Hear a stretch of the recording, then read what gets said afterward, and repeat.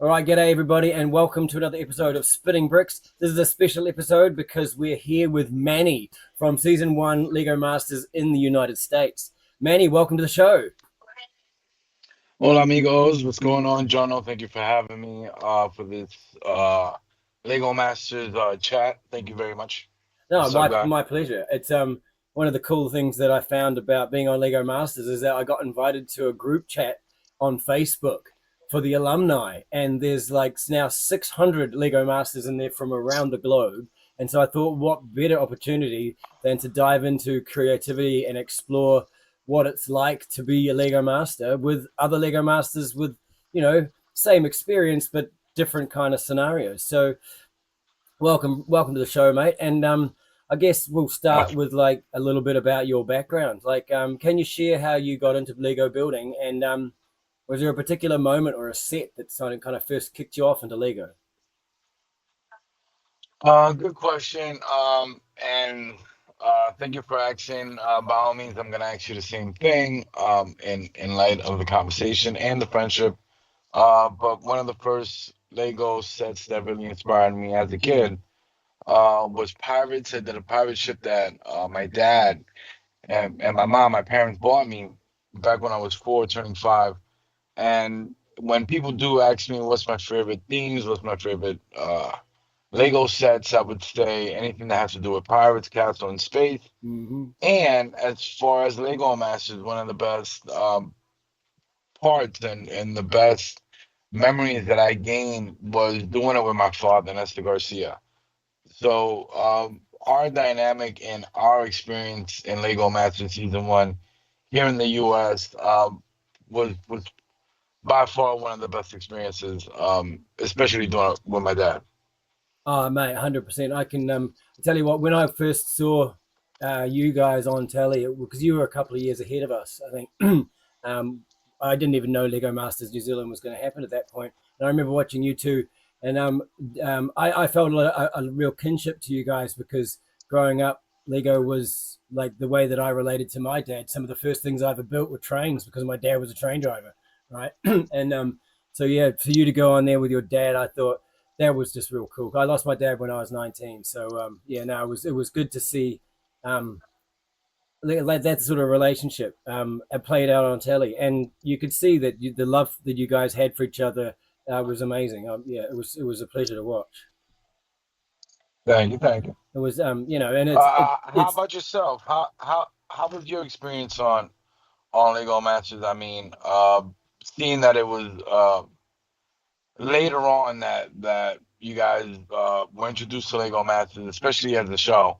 I'm sure that you caught it, like you just mentioned, previous and prior. But how about well, yourself? How was yeah. your I experience? How mean, did you? I kind of I'd seen the American one season one, and I'd seen the Australian one season one, and part of me, I don't know, just didn't believe that it was going to happen in New Zealand because New Zealand's like this tiny little place at the bottom of the world. And I don't know, just New Zealand seems to surprise us all. Um, and it didn't really enter my head. And I remember watching it, going, "This is cool." And then I remember sitting down watching the Australian one and really getting into it with a friend of mine and her family. It got quite excited, and you could see it, eh? And at that time I was trying to do Lego workshops and stuff like that, so it was something I was interested in. And ironically enough, when the New Zealand Lego Masters were starting to do the show, they actually gave us early access to season 3 of Australian Lego Masters and said, "This is the kind of stuff we want you to do, guys." It's like these guys have been doing it for 3 seasons, but we're sure you can keep up, right? Yeah, yeah. You guys did well. And how We far had ball. did you make it? Oh, we made it to the final, bro. We made it to the final. There we go. Yeah. There we go. Awesome experience indeed. And your partner was Dan, Yes, correct? Daniel Mulholland, a good friend of mine. I was talking to him this morning actually.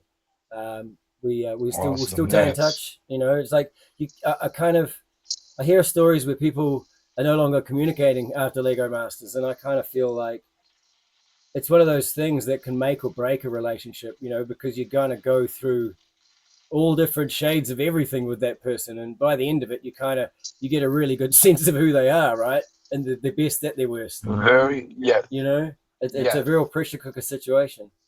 So speaking of that, what was your experience like on Lego Masters? How did participating in the show change, or how did it change the way you view Lego as a medium for creativity? Well, truth be told, I found out about Lego Masters uh, fairly late. I had a fanship. My fanship and my enthusiasm grew as an adult fan of Lego, and then it manifested into collecting. Um, my audition with Lego Masters started on Instagram on my social media, Viva Lego and Certified Lego Boy, in which I did a 20-second train post, and that's what led to being tasked and being asked for audition when they asked if I had a partner, and I said that my dad was interested on doing the show. Yeah, We were definitely pressed, and it was an insisting just to see our caliber and just to see our dynamic and how well we work together with Lego. With that said, it was growth. We didn't quite know that we were Lego Masters the first episode, but as you build and as you not so much compete it with others, but as you build well with others, with other brilliant minds of Lego, very you much. start figuring out yourself. You start figuring out what it is that you are trying to learn with your partner. And me doing it with my dad again, it was quite an experience. Me being the team leader and my dad assisting and being opinionated and sharing his artistic perspective Mm. was amazing. Oh yeah. So going in not knowing how high or how many twists and turns Mm. this roller coaster ride was gonna be in the beginning, you adapt and you learn and you just grow with the punches and yeah, Thank you, great experience. Oh thank you yeah. for sharing. Thank you for sharing. So how has your Lego building style or technique evolved since your appearance on the show? You said then that it had evolved during the show. Can you touch on that a little bit too? Well, on the show, it, there was this sense of understanding that there was an organized approach. There was a set, a studio in which you had a workspace, a work table, and then there was a brick pit. They really wanted you, and they really wanted to see what you manifested with the Lego bricks on your workstation versus myself, who I was so drawn to the going to the brick pit and building And there. yes, yes. But that wasn't the point. It was not me building in secret, but me just really showing and manifesting those uh, styles, the techniques of building with brick. I would say that I I did feel that I had a sense of mastery with Lego, not in that, uh, but not in that plateau of Lego Masters, like in that Olympic style. Yeah, Like the world leagues of building with the Lego. World Championship Lego build off. So when you're on the show, there is the ease knowing that everything's organized, everything's sorted by piece, by color. Yeah. So it was very organized, and the real secret on Lego mastery is sorting and organizing your bricks, because that will give you a certain advantage of an organized approach on how to not only plan what you're going to build, but how you're going to build it, because it's all organized. The one thing that I learned about Lego Masters also were the three aspects of Lego, which is the storytelling, the aesthetics, and the technique. Yeah. On how aesthetically you're gonna create a tree using Lego bricks, and make it look like a tree, and then develop a story. Well, Larry the squirrel lives on, this Mm, pine tree, and now Larry has, friends. He has the caterpillar, he has the owl. So it was learning all that on Lego Masters. yeah, yeah, And I've taken all that knowledge and all that wisdom after Lego Masters, and I've put it into my build, and everything that I've created nowadays has a story. It's organic build. I do a lot of modules. I do a lot of architect and building scheme. That's something that I pride myself on. But it's still growth, even at this day and age. Fiddling around and even sorting with Lego. It's fun. It's growth. Yeah. cool. Thank you. So you touched a little bit on your building process. Now, like, what is your approach when you're starting a new Lego build? Do you sketch it? Do you plan it? Do you do it digital? Do you just dive straight into the bricks? Like, how's your style? My style of building, I would say, would be part usage, unique part, or like an element core. It could be a minifigure. It could be just a simple theme. I tell builders and fans of Lego, if they want to get into like organic and doing mock builds, um, to use characters either brick build inspired or even minifigs. Lego just came out with a new line of CMF minifigs. I got a few of them here, and Mm, I'm here thinking about doing a small soapbox for the steampunk guy. So it's that sort of yeah. brilliant sense on what to create next. Mm, When it comes to Lego, it's not so much on your ability on building Lego, but it's on your ability to create and be imaginative and always come up with ideas. mm, So nowadays, just a vivid imagination, just having ideas, creating ideas. Again, whether the characters are brick built or you use minifigs, different approaches and different attitudes on how to build uh, mocks or your own creations.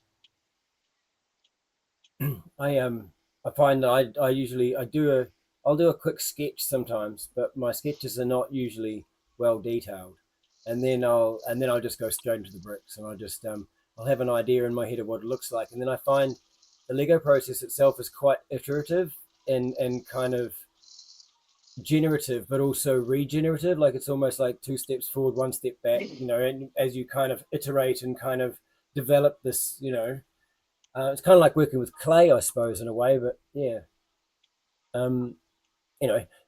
So, is there a particular build or challenge from the show that was particularly kind of difficult or whatever, and how you overcame those challenges on the show? Like, what sticks out in your mind as the most difficult thing that you think you had to overcome? The most difficult challenge that I overcame, or that was presented to me and my dad, was episode season one, episode one, where we were supposed to do a theme park challenge. We didn't follow directions. We really didn't hear or were listening to what the Brickmasters were suggesting. Mm, We had our own approach. Um, so we really wanted to kick off our sneakers, and we were too comfortable right, right. and who we were, and we weren't listening, and we found ourselves in the elimination spot, and it was an eye opener, Mm, because that's when we realized that, hey, if you didn't know, now you know, you're on Lego Masters. mm, So we didn't go in knowing or thinking what the title was. But after episode one in season one, we really knew what we were going up against and what was expected of us. well, because So that was a challenge that we overcame, and that's something that we yeah we we conquered and we found a victory. Even though we did find ourselves, in the hot seat, we learned from it. At that point, had you? Because I think the UK had a Lego Masters, which was quite different, and then Australian season one had already been out by the. Is that right? Had you seen Lego Masters when you guys had been on, or had you not seen it by that stage? Yes, I did catch season one and two of Lego Masters Australia, and Right. I believe a little bit of Germany. Okay. So I think the way that it came out, well, I could be still corrected. I believe I caught season one of Australia, a little bit of Germany, and then US was scheduled to come out next, and then same year that season one of the US came out, season two of Australia came Right. out, Right. and then yeah, so on and so forth. Okay. So in general, what inspires your Lego designs? Like, where do you draw from? Like the architecture, buildings, nature, like pop culture. Like, where do you get your inspiration from? Uh, Again, things that I like, things that match and go with the theme that I've created in my collection. Again, I said that I am a big fan of space, pirate, and castle. So anything that has to do with those three themes, I like to add on, or I like to, just be creative, and either I add on to a Lego set or I create my own inspired, build off of a theme Right. And so or a minifig I noticed again. behind you there's some large builds there. So how do you go about balancing like creative looking with structural integrity when designing something like massive? Core, I mean, core is a good way to start. Scaling it either with base plate or just having a good sense of area, and then thinking of how many studs are gonna take up that space, and then filler. How are you gonna fill up, those areas and not have too much of a bland color, not enough detail. Do you How consider well you weight could when polish. thinking about these things, especially when you're building tunnels and underground things? Definitely something to consider. It's something definite to consider when you're exhibiting, or if you're moving some, or if Yeah. you plan on doing a convention of sorts, or expo, just showcasing off Lego. It's something that you should definitely consider when building in grand scale, Yeah. for sure. So going back to the show for a second, what was your most memorable moment? You touched earlier on being there with your dad. Was there anything in particular that you kind of like look back and think that's the moment that kind of really made it all worth it? Mo, I would say it was everything off screen. It was just connections Yeah. and the relationships that With the other you made contestants? with the Yeah. contestants and members of production. A very unique experience. That demanded a competitive aspect. Mm. Like a cutthroat feel. It's like you're They here couldn't show the competing. camaraderie, you mean? Like, Yes, yeah. it was made out to be very competitive and hard ice, which is like no talking, no sharing, Yeah, yeah, um, yeah, yeah. and they did that just so there could be certain Tension? advantage, when it came to, yeah, yeah, like well, we don't know what you, yeah. Uh, all things considered, I think it was just the relationships with contestants, and realizing that I wasn't alone, that I was in a room with other brilliant Lego builders, and I was a part of it. I Yeah, was yeah. recognized as, um, I mean, one of the laws of mankind. You give what you get what you deserve. You give respect and you get respect back. So Yeah. respecting other brilliant minds, brilliant human beings, and then getting that back. Hey, wait a minute, Manny. We're not the only ones. You're here as well. You also Mm. too are, and and that right there is when you start getting. Mm. So that was something that I got, you know, uh, being and experiencing Lego Masters season one in the U.S. So, do you have any tips for managing the stress while building?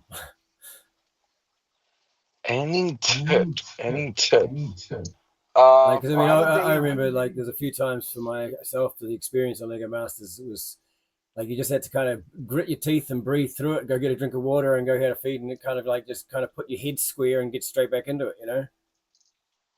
I would say find a uh, like I said earlier, find a victory, find something Little that's wins. realistic that you could accomplish Yeah.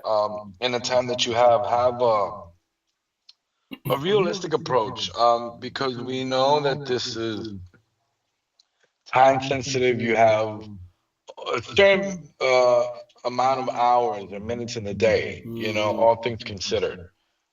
So if you have,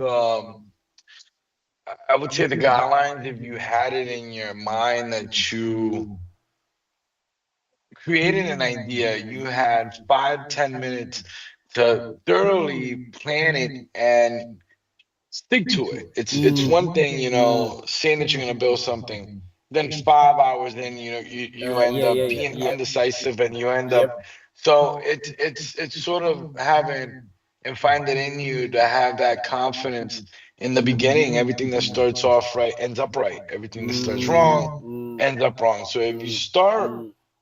a challenge, obviously we're building with Lego. We're not baking we're not baking cakes.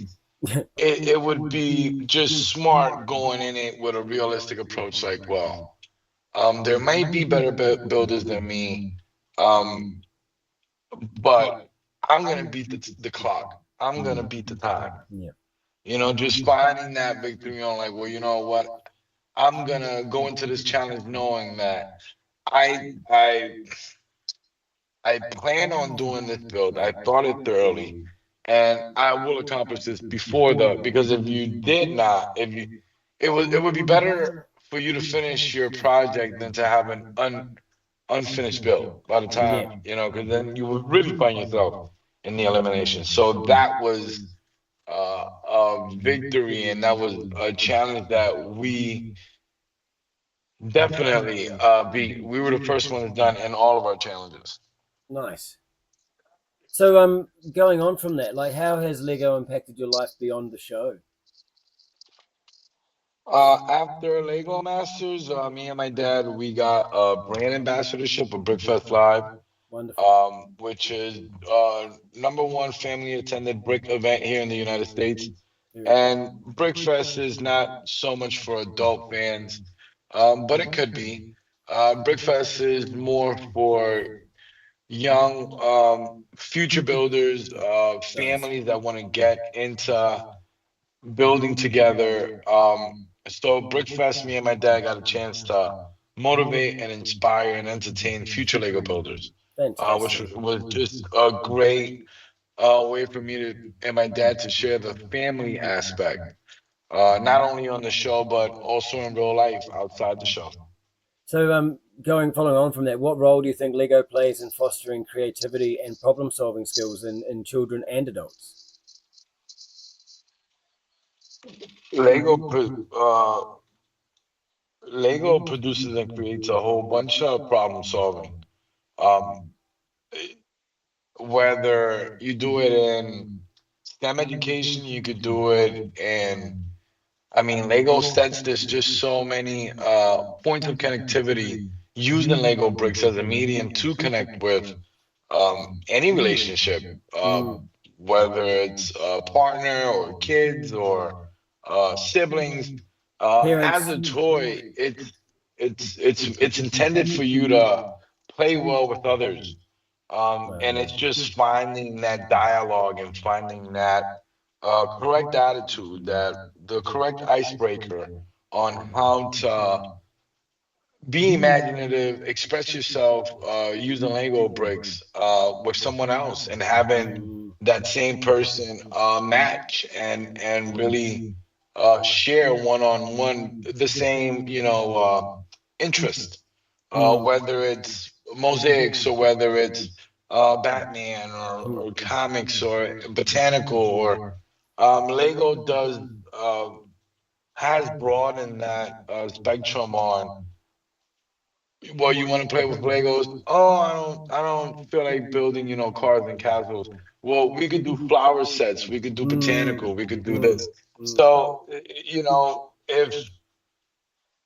if you never played with Legos, but yet you're a car enthusiast, Lego gives that opportunity for a loved one to give a present to somebody that's a car, and it just brings out the play well feature very well.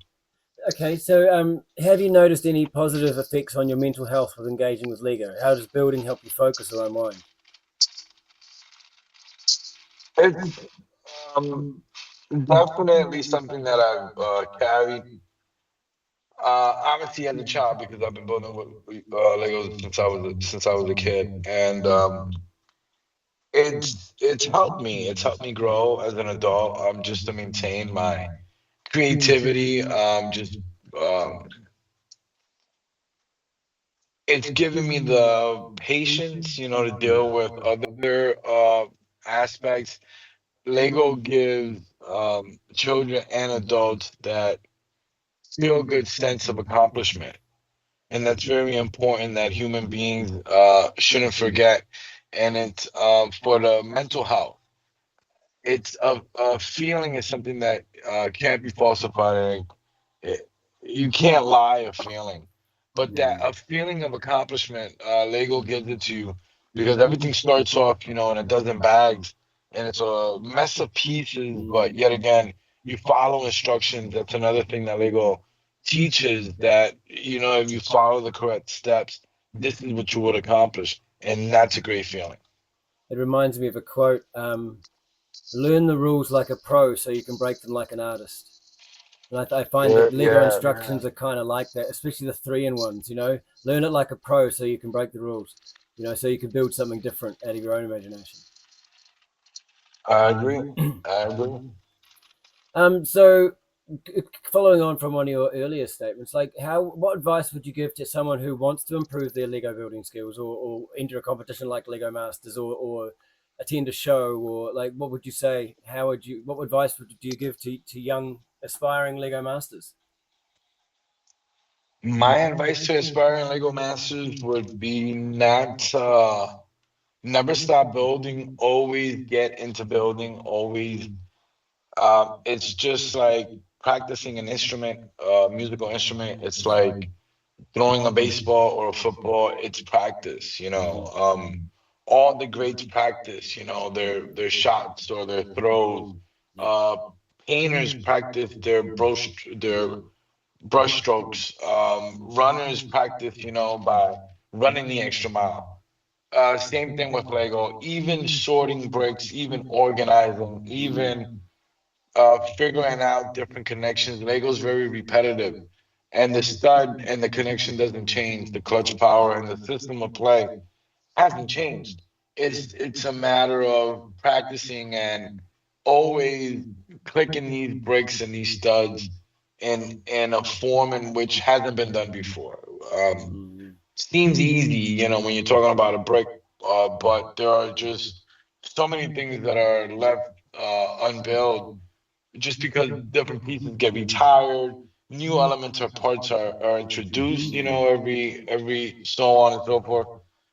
So it's really the spectrum and the number of sheer pieces, parts, elements, and colors.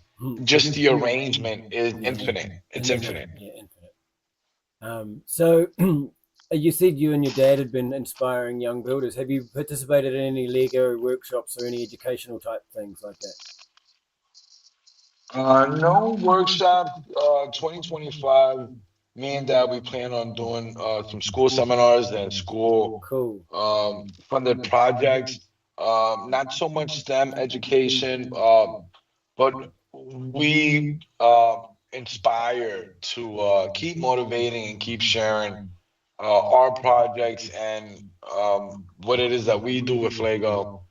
Best thing that was created was the individual. So me and my dad as individuals and as a father son duo, we share exactly that: who we are organically, who we are as originators, on who we are culturally, how diverse we are, all those aspects. You know, me being a father, um, all those things. I believe it attributes to our approach on motivating and inspiring future builders. So we, yeah, we are open and willing to do talk and greets and meets with schools and yeah, and any more Lego shows and conventions. We with the things that we build, yes, is to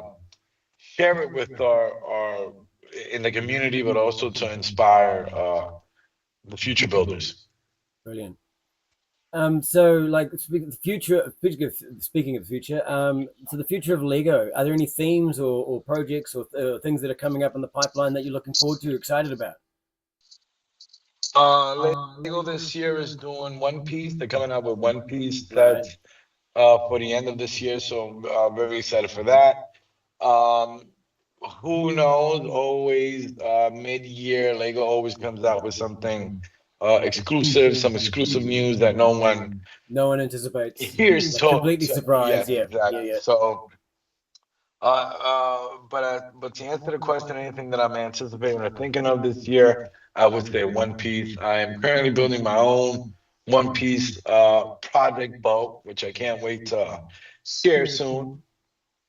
Fantastic. How about yourself, Jono? Any projects, anything that inspires you for 2025 and in yourself? Um, I tell you what, I'm starting to really enjoy the art themes that Lego has. The new love sculpture, the letters love with the colors on the inside. I think that's a really Yeah, clever build. The Van Gogh painting looks very good. The Mona Lisa looks amazing. The new Leonardo da Vinci flying machine looks fun. And well, like you mentioned before, these little things, dude. I built my own Blacktron little racer because I hadn't seen nice, anyone build a nice. little Blacktron racer before. It's even got little arrows and colors, going back to the old school. But going back to you, so like, would you consider returning to Lego Masters or participating in like an international like Lego Masters or like is it something that you would consider doing again? Yes, I would consider doing Lego Masters again. It's a weird feeling. I wouldn't want to take the opportunity of somebody that hasn't done it. Um, Yeah, Seeing that I already did season one of Lego Masters, and I did it with my dad. What more can I ask for? yeah, And I certainly, again, wouldn't want to give take that opportunity from somebody that hasn't done it. yeah. But all things considered, in the spirit and the light of um, doing edifying and constructive um, fellowship in the community. Yes, I would be definitely interested. How about yourself? Would you redo? Oh, 100%. 100%. Like I consider all the blood, sweat, and tears, and literally there was blood, there was sweat, and there was tears, and there was multiples of both, of all of them, really. Like I, it's a very unusual situation. Even like it's 3 years now since I did the show, and I'm incredibly grateful for the opportunity and the experience. But the experience itself, I think I look back on it nostalgically, and I kind of the longer it's been, the less I look at the horror of it. And when I say horror, I mean it's a really intense situation. Like there's cameras on you. They're constantly monitoring everything you say and do. You're on microphones. You're being scrutinized. Like I was under the impression that there was a live feed going from our show directly to head office in Lego and Billund, like the whole time we were filming. So somebody was watching always, um, and and that that's an unusual experience for anybody to go through, let alone try and be creative in that environment and try to navigate, the little landmines that the producers throw in front of you every once in a while to kind of create some excitement on the show. And Agreed. and Agreed. it's like I'm a better person for having done it, and I think having seen myself in the third person and getting to see the bits of myself that I still needed to work on, I suppose, and being, it's not often that you get the luxury of seeing yourself through somebody else's eyes like that, and then to get a real, you think you know who you are, and then you see yourself like that and go, oh, okay, I can see why people find me annoying, Yeah. um, and it's a nice. I think everybody deserves the chance to be able to do that, just to really test themselves in that kind of pressure cooker environment, doing something that they're passionate about in an environment which is so unfamiliar, you know. Um, but it's like ultimately, I'm incredibly grateful for the opportunity, and I would do it again in a heartbeat, and I'd do it again with Dan in a heartbeat, because like I think the both of us have had a chance to reflect on what went wrong and what went right the first time, and how we would approach it again the next time, and I think it would be quite a different experience. Mm. Mm. Okay, your turn. Awesome. Awesome. If you could build anything out of Lego without any restrictions, so if you had access to like the super brick pit, what would it be and why? I did it. I did a small scale version of it. I was asked the same question. Yeah, During the auditionings of Lego Masters, I would do El Morro, which is this old fort from my country in Puerto Rico. It stands in San Juan, and ever since I was asked that question, I would do a large scale version of that. This Caribbean, coastal scene, so like full with on some pirate pirate style, ships, sort and of, you know, yes, yes, fantastic. yes. I That want to would see it. create, You're going to send me a this. photo later. Yes. That sounds So cool. I mean, yeah, if I did have the chance, uh, I'll reverse the question. How about you? What would you build? If you had the chance with a vast Hmm. amount of Legos, what would you? My goal is to build. I want a little sculpture garden. Like I'd like to have a little nature walk around like this crazy Lego Geppetto Wizards workshop, which is full of native trees, but has also got like big pieces of sculptural art that have been presented from Lego masters from all over the world. If I had an unlimited amount That's of a good. bricks, I would like to get a piece of art of Lego art from a Lego master from somewhere in the world and bring it to like this little place and just have a cool little eclectic That's a good museum idea. of wonderful pieces of Lego art. That's actually a good idea. Yeah, I'm Very good working on it. idea. I'm I working on like it. it. All right. So, what's the funniest or most unexpected mishap you've ever had while building Lego? Just for a quick laugh. Uh, uh, I wouldn't say funny. I'd say tragic. Numerous of times, I've been building Lego and something falls off the Oh, counter. mm, That mm. leads to a bigger disaster. At least there's not Sometimes a I get camera crew clumsy coming and around every time it happens, though, eh? no, That no. was a bit. Well, when it That's a came bit on the show, stressful. when it came on Lego Masters, no. We played it very tough, and we were very upbeat and on top of things. Me and my dad. So we were battling that. We weren't thinking that again. We were battling against anybody. Our prime objective was to beat the clock. Yeah, So finish the that build. was probably like yes, that was the one thing that we took very serious was, all joking aside, forget the cameras, let's just beat the clock. Yeah, yeah. No, I decided years ago that the only person I was ever going to compete with again was the person I was yesterday, and everybody else is on their own journey and they're in their own place, and yeah, I'm only ever trying to better myself. I think you know. Okay, I so like that. one I last like that. question, and one last question: is there a Lego set or build from your childhood that you wish you still had or you remember fondly? Uh, I mean, there are a few Lego sets that I wasn't able to obtain Yeah, with like when I what? was a kid, but I was able to obtain now as an Oh, good. adult. I forgot the set number, but it is the 1996 Lego Technic spaceship. It Mm. was about 1,700 pieces, something like that. It was all white and black, and it had the old 9 volt, system, and it was one of the few sets that had the pneumatic light Oh, sequence. well, yeah, yeah, It yeah, was a yeah. Technic box that you spun, and it created these lights. And ever since I was a kid, I was just drawn to such a massive, set, and all the amazing parts and elements that came with that set. I would say that one, and another one that I have in mind is the supercar, the '97 supercar. I don't have that one. I can't say that I own that. But that was one of the sets when I was a child that really inspired Mm, me and motivated me, to continue on with Lego.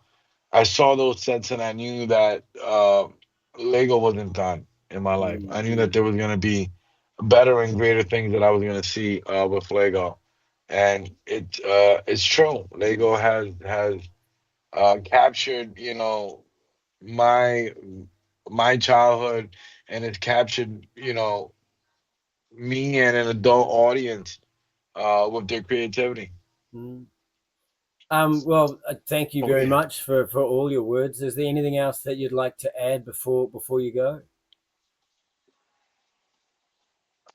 Get into building.com, certified Lego boy. Make sure you follow. Grab Life by the Bricks. Part two of this interview will be coming out too. What can I say? Holler at your boy. Hey, Oh awesome. yeah, Hey, it was an absolute pleasure to have you, Manny, and I really appreciate your perspective. of course. It's always a great chat, a great time hanging out with you, and I look forward to the day that you can get all those bricks and you can build that fort from your home because I want to see it, Oh man. yeah, Remember you same, got to send me a same, picture of what same, it looks like. Um, all right. same. Well, thank you very much again, and thank you guys for joining us on Spitting Bricks with Jono and Manny. And join us next week when we'll have another Lego Master from another part of the world that we'll do similar sort of questions with. Until next time, grab life by the bricks. Peace, y'all.